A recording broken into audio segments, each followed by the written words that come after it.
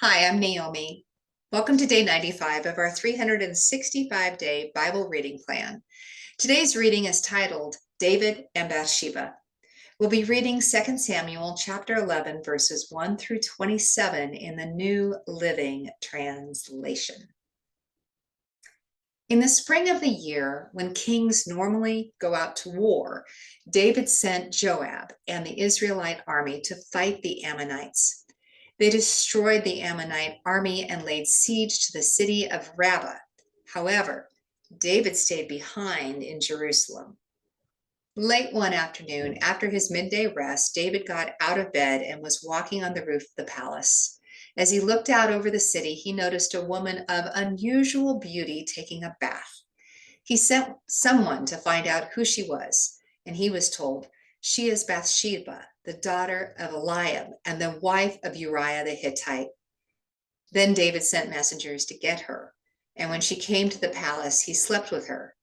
She had just completed the purification rites after having her menstrual period. Then she returned home.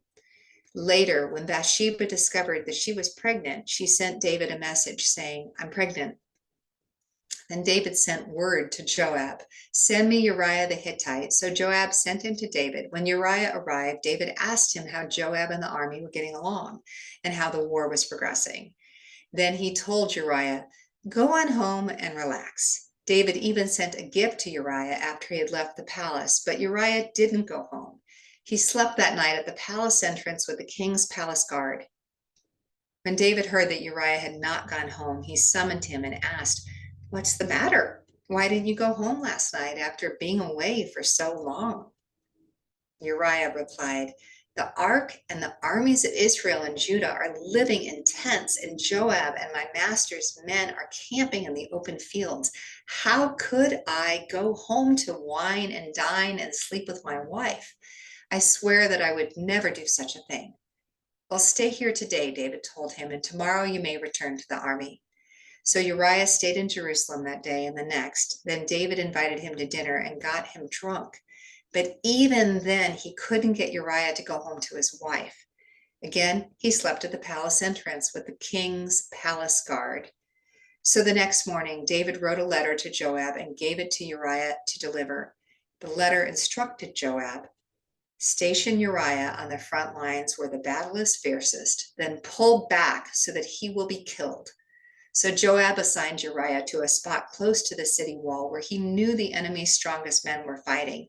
And when the enemy soldiers came out of the city to fight, Uriah the Hittite was killed, along with several other Israelite soldiers.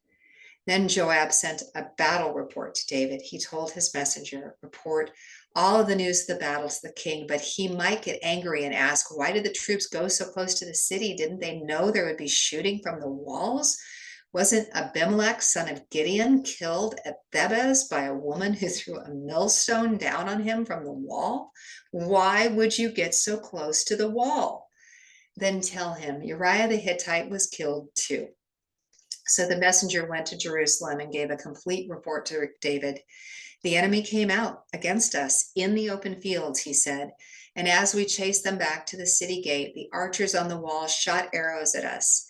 Some of the king's men were killed, including Uriah the Hittite." "Well, tell Joab not to be discouraged," David said. "The sword devours this one today and that one tomorrow.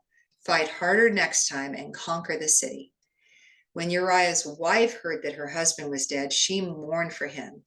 When the period of her mourning was over, David sent for her and brought her to the palace, and she became one of his wives.